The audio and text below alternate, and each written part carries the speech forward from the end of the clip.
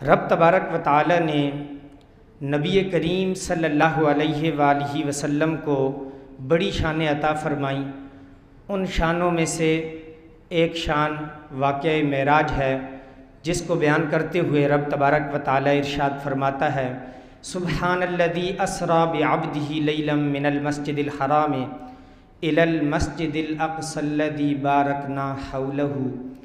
پاک ہے وہ ذات جو راتوں رات اپنے بندہ خاص کو لے گئی مسجد حرام سے مسجد اقصی تک، وہ مسجد اقصی جس کے ارد گرد ہم نے بڑی برکتیں رکھی ہیں، لنوریہ من آیاتنا۔ لے جانے کا مقصد یہ تھا کہ ہم اپنے پیارے محبوب کو، اپنے بندہ خاص کو اپنی نشانیاں دکھائیں۔ رب تبارک و تعالی نے بڑا ہی عروج اور بڑی بلندیاں عطا فرمائیں۔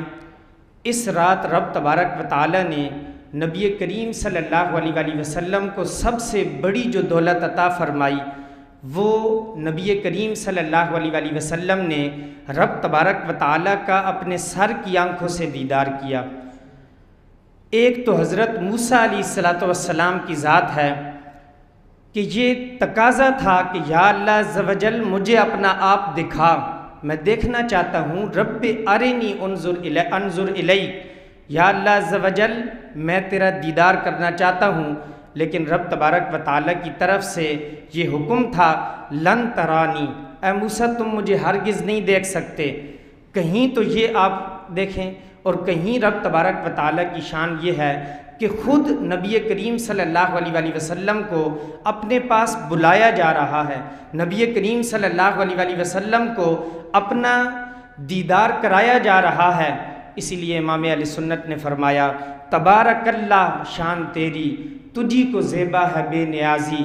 کہیں تو وہ جوش لن ترانی، کہیں تقاضے وصال کے تھے، کہیں تو رب تبارک و تعالی منع فرما رہا ہے، تاکیداً حکم ہے کہ اے موسیٰ تم ہرگز مجھے نہیں دیکھ سکتے، لن ترانی، اور کہیں تقاضے وصال کے ہیں، کہیں فرمایا جا رہا ہے حضرت جبریل امی حاضر ہوئے، ان اللہ اشتاق الی لقائک یا رسول اللہ صلی اللہ علیہ وسلم، کہ اے محبوب صلی اللہ علیہ وآلہ وسلم، رب تبارک و تعالی آپ کے دیدار کا مشتاق ہے اور آپ کو اپنا دیدار کروانا چاہتا ہے۔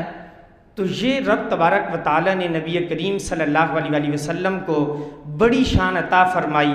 فرمایا سبحان الذی اسریٰ بعبدہ، پاک ہے وہ ذات جو اپنے بندہ خاص کو راتوں رات لے گئی۔ تو اب یہاں رب تبارک و تعالی نے واقعہ معراج کی جب ابتدا فرمائی، تو یہ نہیں آپ علیہ السلام کی زبان سے رب تبارک و تعالی نے فرمایا کہ اے محبوب لوگوں سے کہہ دو کہ میں نے راتوں رات یہ سیر کی ہے، کیونکہ ہو سکتا تھا، بلکہ رب تبارک و تعالی کو معلوم تھا کہ جیسی میرا محبوب لوگوں میں یہ بات کرے گا، لوگ منکر ہو جائیں گے، کافر اس بات کا انکار کریں گے۔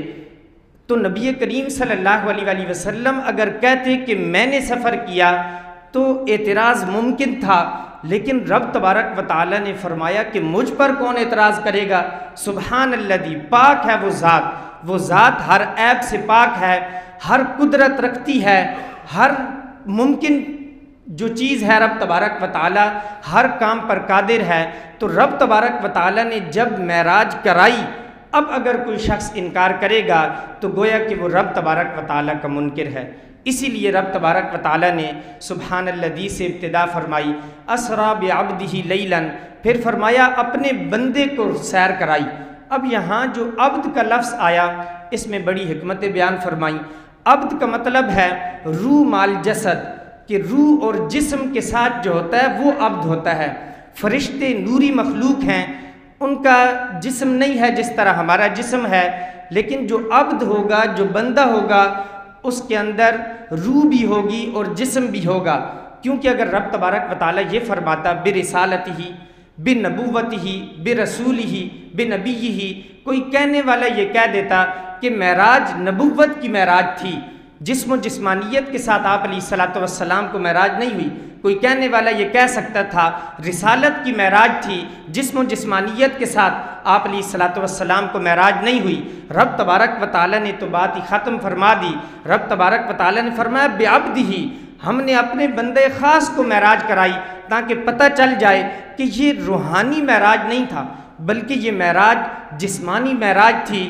اور رب تبارک و تعالیٰ نے نبی کریم صلی اللہ علیہ وآلہ وسلم کو جو معراج کرائی، ہمارا یہ عقیدہ ہے کہ آپ علیہ الصلوۃ والسلام جسم و جسمانیت کے ساتھ گئے اور پھر سر کی آنکھوں سے رب تبارک و تعالیٰ کا دیدار کیا۔ تو یہاں نبی کریم صلی اللہ علیہ وآلہ وسلم جیسی واپس آئے نا، تو کعبۃ اللہ میں آپ علیہ الصلوۃ والسلام غور و فکر میں مصروف تھے کہ ایک نیا معاملہ پیش آیا۔ رب تبارک و تعالیٰ نے مجھے نئی چیز عطا فرمائی، نیا تحفہ عطا فرمایا، نیا معجزہ عطا فرمایا، اب اس کو لوگوں میں بیان کرنا ہے۔ غور و فکر میں تھے کہ جب بیان کروں گا منکرین بھی ہوں گے، تصدیق کرنے والے بھی ہوں گے۔ نبی کریم صلی اللہ علیہ وآلہ وسلم غور و فکر میں مصروف تھے۔ سامنے سے ابو جہل گزرا، یوں کر کے دیکھا، کہا محمد؟ کہا جی ہاں۔ کہا لگتا ہے کوئی نئی بات لے کر آئے ہو۔ کہا جی ہاں، آج یہ نیا واقعہ ہے، میں یہاں سے مسجد حرام سے مسجد اقصی تک گیا، وہاں سے میں آسمانوں کو کراس کرتے ہوئے لامکان تک گیا، بلکہ میں نے رب تبارک و تعالیٰ کو دیکھا بھی۔ رأیت ربی فی احسن صورہ، میں نے رب تبارک و تعالیٰ کا جلوہ دیکھا۔ تو جب اس نے یہ بات سنی وہ اچھل پڑا، کہا کہ اتنے لمحے کے اندر، ایک ہی رات کے اندر، اور وہ بھی وہ مختصر لمحات کے اندر کہ کنڈی بھی ہل رہی ہو، یہ کیسے ہو سکتا ہے؟ اس نے انکار کر دیا۔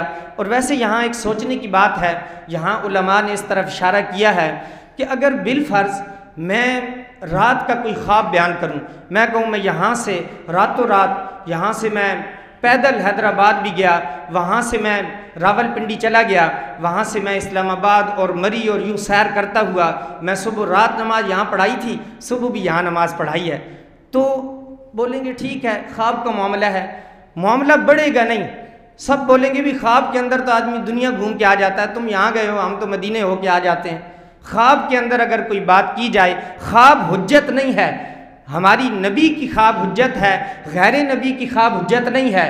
لیکن اگر آپ علیہ الصلوۃ والسلام خواب کا معاملہ ہوتا، کہنے والے یہ کہہ دیتے کہ خواب کے اندر تو ہم دنیا گھوم آتے ہیں، ہم بھی آسمانوں کی سیر کر سکتے ہیں، معاملہ بڑھتا ہی نہیں۔ تو یہاں یہ نقطہ ہے کہ آپ علیہ الصلوۃ والسلام نے اس کا مطلب یہ ہے کہ یہ فرمایا کہ میں خواب بیان نہیں کر رہا، میں بیداری کے عالم میں یہاں گیا ہوں، تبھی تو معاملہ بڑا ہے۔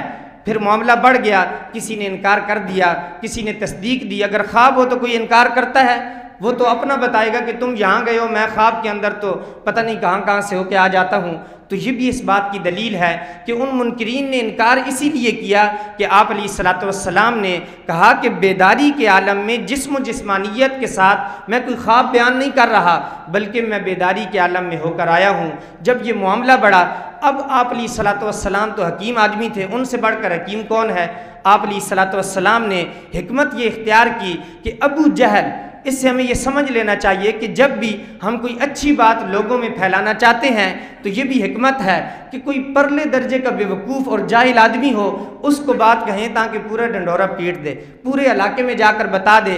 اب آپ علیہ الصلوۃ والسلام نے یہ حکمت اختیار کی، اس کو اسی لیے بتایا کہ دیکھنا یہ گھر گھر جا کر دستک دے گا اور سب کو بلائے گا۔ اور پھر آپ علیہ الصلوۃ والسلام حکیم آدمی تھے کہ میں سب کو واقعہ بتاؤں، کوئی ایسا ہو کہ سارے یہاں جمع ہو جائیں، تو گویا کہ آپ علیہ الصلوۃ والسلام زبان حال سے یہ کہہ رہے تھے یہ جا کر دستک دے گا، لوگ آئیں گے تو پھر میں واقعہ معراج بیان کروں گا۔ اور پھر آپ علیہ الصلوۃ والسلام نے فرمایا ہوگا سبحان الذی اسری بعبدہ لیلا من المسجد الحرام الی المسجد الاقصی الذی بارکنا حولہ لنریہ من آیاتنا۔ اچھا پھر جب یہ گیا سب کچھ یہ معاملہ ہوا تو راستے میں گھر حضرت ابوبکر صدیق رضی اللہ تعالیٰ عنہ کا بھی آ گیا، کہا کہ اب صحیح مزہ آئے گا۔ حضرت ابوبکر صدیق رضی اللہ تعالیٰ عنہ کو صرف آج ہی لوگ نہیں توڑ رہے، ان کے بارے میں زبان درازیاں آج ہی نہیں ہو رہی، شروع سے حضرت ابوبکر صدیق رضی اللہ تعالیٰ عنہ کی شان اتنی بڑی تھی، اتنے پختہ تھے اپنے ارادے میں، اتنا عشق خالص تھا کہ عاشق اکبر کہلائے۔ اتنے عاشق خالص تھے کہ شروع سے لوگ توڑتے چلے آئے، آج بھی ایک چھوٹا سا طبقہ ان کو توڑنے کی کوشش کرتا ہے۔ کہیں ایسا نہ ہو کہ لوگوں کو حضرت ابوبکر صدیق رضی اللہ تعالیٰ عنہ، وہ ابو بکر کہ جس نے سب سے پہلے واقعہ معراج کی تصدیق کی، وہ بھول جائے۔ ایسا نہ ہو، حضرت ابوبکر صدیق رضی اللہ تعالیٰ عنہ کا دستک وہ دیتا ہے ان کے دروازے کی، اب جیسی دستک ہوتی ہے باہر آتے ہیں، کہتے ہیں بھلا یہ بتاؤ کہ کوئی شخص یہ کہے، یہ دعویٰ کرے کہ میں راتوں رات اپنے جسم و جسمانیت کے ساتھ یوں میں واپس ہو کر آیا ہوں، تو کیا ماننے کی بات ہے؟ کہا ایسا ہو ہی نہیں سکتا۔ کہا کہ پھر لو، جس کا تم کلمہ پڑھتے ہو، جو تمہارا محبوب اور تم اس کے محب ہو، اس کو دیکھو کہ وہ یہی دعویٰ کر رہا ہے۔ کہا لئن قالہ فصدقتہ، کہا اگر وہ یہ کہتا ہے تو پھر میں اس کی تصدیق کرتا ہوں۔ تو حضرت ابوبکر صدیق رضی اللہ تعالیٰ عنہ، سب سے پہلے حضرت ابوبکر صدیق رضی اللہ تعالیٰ عنہ نے واقعہ معراج کی بن دیکھے اور بن سنے تصدیق کر لی، اور پھر فرمایا کہ تم اس کی بات کرتے ہو، ہم نے تو آپ علیہ الصلوۃ والسلام کے کہنے پر بن دیکھے رب تبارک و تعالیٰ کو واحد نہیں مان لیا کہ رب تبارک و تعالیٰ یکتا ہے۔ نبی کریم صلی اللہ علیہ وآلہ وسلم نے حضرت ابوبکر صدیق رضی اللہ تعالیٰ عنہ سے فرمایا تھا، یا ابا بکر لم یعرفنی حقیقتاً غیر ربی، اے ابو بکر میری حقیقت کو میرے رب کے سوا کوئی نہیں جان سکتا۔ تو پھر وہ نبی کریم صلی اللہ علیہ وآلہ وسلم کی باتوں کو بن دیکھے اور بن آپ علیہ الصلوۃ والسلام سے سنے وہ مان لیا کرتے تھے۔ نبی کریم صلی اللہ علیہ وآلہ وسلم کے واقعہ معراج کی یوں ابتدا ہوئی تو پتہ چلا کہ یہ جو معراج تھا وہ جسمانی تھا، بعبدہ لیلا من المسجد الحرام الی المسجد الاقصی، راتوں رات۔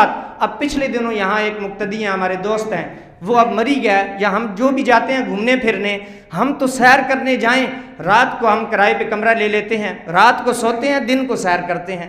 ہم تو دن کو سیر کریں، رات کو ہم آرام کریں، اگر نکلے بھی تو سیر نہ کر پائیں۔ لیکن آپ علیہ الصلوۃ والسلام کا مزاج اور آپ علیہ الصلوۃ والسلام کی سیر کیسی ہے کہ راتوں رات سیر کی؟ کہا اس لیے علماء نے یہاں مفسرین نے فرمایا، کہا کہ ہم تو روشنی کے محتاج ہیں، سورج نکلے روشنی ہو تو دیکھیں ہم نظارے۔ آپ علیہ الصلوۃ والسلام تو نور ہیں، آپ علیہ الصلوۃ والسلام تو نور سے پورا جسم سر تپا، نور ہی نور ہے، جہاں جائیں روشنیاں ہو جائیں، تو ان کو کیا ضرورت سورج کی روشنی کی، وہ تو خود نور ہیں۔ تو فرمایا راتوں رات وہ تو سیر کر سکتے ہیں، لیکن ہم جو ہیں وہ راتوں رات سیر نہیں کر سکتے۔ راتوں رات سیر کرائی مسجد حرام سے مسجد اقصی تک، وہ مسجد اقصی کہ جس کے ارد گرد ہم نے برکتیں رکھی ہیں، ارد گرد مزارات انبیاء تھے۔ مسجد میں تو برکت ہے، اس مسجد میں بھی برکت ہے، دنیا کی ساری مساجد میں برکتیں ہیں، لیکن مسجد سے باہر ارد گرد برکت کا کیا مطلب؟ ارے ارد گرد تو مزار انبیاء تھے، تو پتہ چلا جہاں انبیاء کے مزار ہوا کرتے ہیں، جہاں اولیاء و صلحاء کے نیک لوگوں کے مزار ہوا کرتے ہیں، وہاں بھی برکات کا نزول ہوتا ہے۔ اسی لیے ہم اہل سنت والجماعت کا عقیدہ ہے کہ مزارات پر حاضری دیا کرو تاکہ وہاں سے تمہیں برکت حاصل ہو، اس لیے کہ رب تبارک و تعالیٰ کی برکت اور رحمت وہاں برستی ہے۔ آپ علیہ الصلوۃ والسلام نے پھر انبیاء کی امامت کرائی، سب واقعات آپ نے سنے ہیں کہ انبیاء کی امامت کرائی، جتنے بھی پھر براق پر بیٹھے، رف رف پر آپ علیہ الصلوۃ والسلام تشریف فرما ہوئے، یہ سارا سلسلہ ہوتا ہے، لیکن وقت کے دامن میں گنجائش کم ہے۔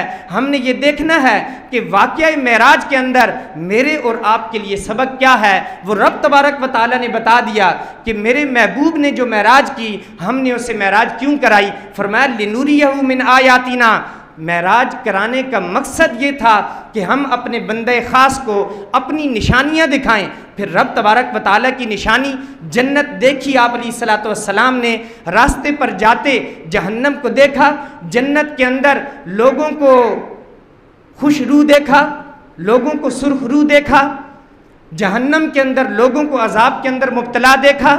پھر آپ علیہ الصلوۃ والسلام کو جب یہ نشانیاں دکھائی گئیں، اس لیے دکھائی گئیں تاکہ یہ اپنی امتیوں کو جا کر بتائیں، وہ امتی ان نشانیوں کو سنیں اور پھر عمل پیرا ہو جائیں۔ آپ علیہ الصلوۃ والسلام نے جہنم کے اندر ایسے لوگوں کو دیکھا جن کی زبانیں کینچیوں سے کاٹی جا رہی تھیں، جن کی زبانیں لوہے کی کینچیوں سے اور ایک روایت کے اندر آگ کی کینچیوں سے کاٹی جا رہی تھیں، آپ علیہ الصلوۃ والسلام نے ان کو دیکھا، پوچھا کہ اے جبریل یہ کون لوگ ہیں؟ کہا کہ یہ وہ لوگ ہیں کہ جو بڑے زبان دراز تھے، جو کہتے تھے وہ کرتے نہیں تھے، دوسروں کو تو ترغیب دلاتے تھے لیکن خود عمل نہیں کرتے تھے۔ آپ علیہ الصلوۃ والسلام نے ان لوگوں کو بھی دیکھا جن کے پیٹ بڑے بڑے ہیں، کمرے جتنا پیٹ ہو بندہ چل سکتا ہے، اتنے بڑے پیٹ والے لوگوں کو دیکھا تو پوچھا کہ یہ بدبخت کون لوگ ہیں، یہ بدنصیب کون ہیں جو اس عذاب کے اندر مبتلا ہیں؟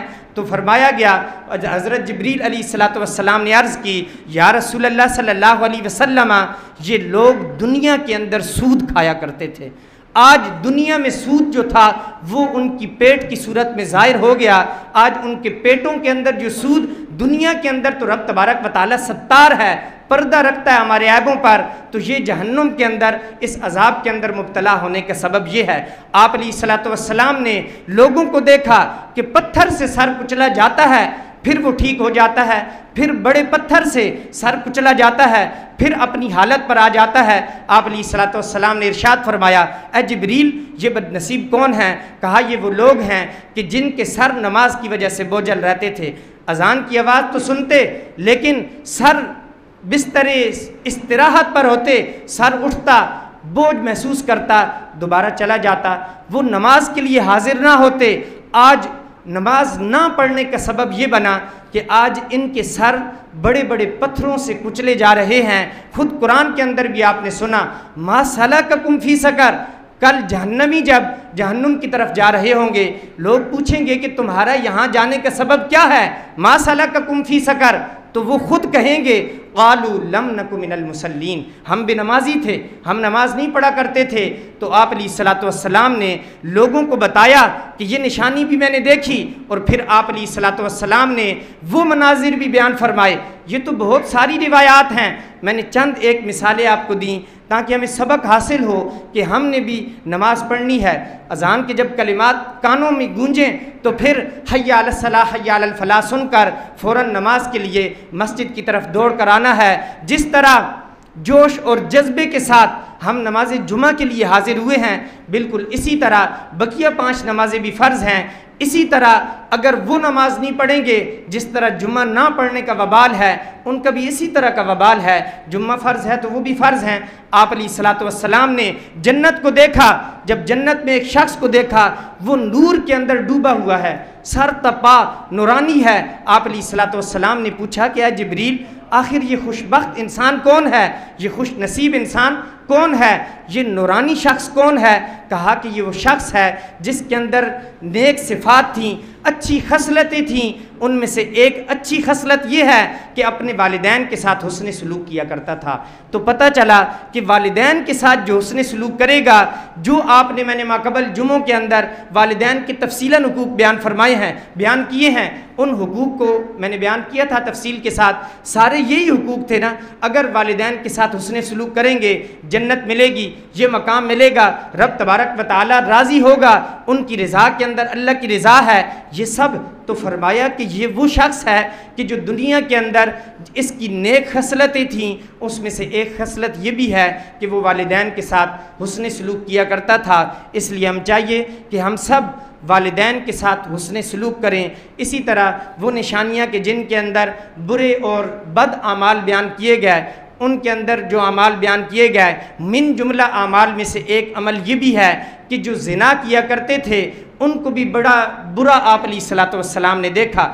اچھا پاکیزہ کھانا چھوڑ کر جب کہ ان کے سامنے موجود تھا وہ متعفن اور غلیظ کھانا کھا رہے تھے۔ آپ علیہ الصلوۃ والسلام نے پوچھا تو کہا کہ یہ دنیا کے اندر ان کی نیک ازواج ان کے پاس تھیں، ان کی وہ بیویاں تھیں کہ جن سے ان کے نکاح ہو چکے ہیں، نیک بیویوں کو چھوڑ کر بدکاری کیا کرتے تھے، ناپاک عورتوں کے پاس جا کر اپنی تسکین شہوت کیا کرتے تھے۔ تو رب تبارک و تعالیٰ نے اس عذاب کے اندر مبتلا کیا۔ اور آج ہم سب سمجھتے ہیں کہ یہ اس پرفتن دور کے اندر نکاح کرنا مشکل ہے، جبکہ زنا کرنا آسان ہو چکا ہے۔ ہماری سڑکوں پر جب میرا جسم میری مرضی وہ نعرے لگائے جائیں گے تو پھر زنا کرنا آسان ہی ہوگا۔ پھر جب نکاح کے اندر والدین اور معاشرے والے اور جو خاندان والے وہ طرح طرح کی رسوم رکھیں گے، 20-20 تولہ سونا رکھیں گے، ایک متوسط طبقے کا انسان وہ کس طرح وہ شادی کرے گا؟ اپنی بیٹی کی اپنے بیٹے کی شادی کیسے کرے گا؟ نکاح کے مشکل ہونے کا سبب بھی ہم ہیں اور زنا کے آسان ہونے کا سبب بھی ہم ہیں۔ اس لیے ہمیں دیکھنا ہوگا کہ آج معاشرے کے اندر اگر اس زنا کو ختم کر کے نکاح کو بآسانی بنایا جا سکتا ہے تو پھر ہمیں یہ کرنا ہوگا، اپنے اپنے دیے کا چراغ جلانا ہوگا، اپنا اپنا دیا روشن کرنا ہوگا، اپنے تہی اپنے گھر سے یہ کام شروع ہوگا، ان رسوم کو ختم کیا جائے، دیکھا جائے میں اپنی بیٹی کا رشتہ جیسے دے رہا ہوں کیا وہ ان چیزوں کو پورا کر سکتا ہے یا نہیں۔ انشاءاللہ عز و جل یہ معاملات آسان ہو جائیں گے۔ آج جو بیویاں ہیں ایک سبب یہ بھی ہے، جو شادی شدہ ہیں وہ زنا کے اندر جو پڑتے ہیں اس کا سبب ان کی بیویاں ہیں، وہ دوسرا نکاح کرنی نہیں دیتی، حالانکہ شریعت کے اندر اسے جب اجازت تھی تو بیویاں خود کہتی نظر آتی ہیں تم منہ کالا کر لو لیکن دوسری میں سوکن کو اپنے گھر کے اندر آنے نہیں دوں گی۔ یہ کہاں کا طریقہ ہے؟ لیکن آج سب کچھ ہو رہا ہے۔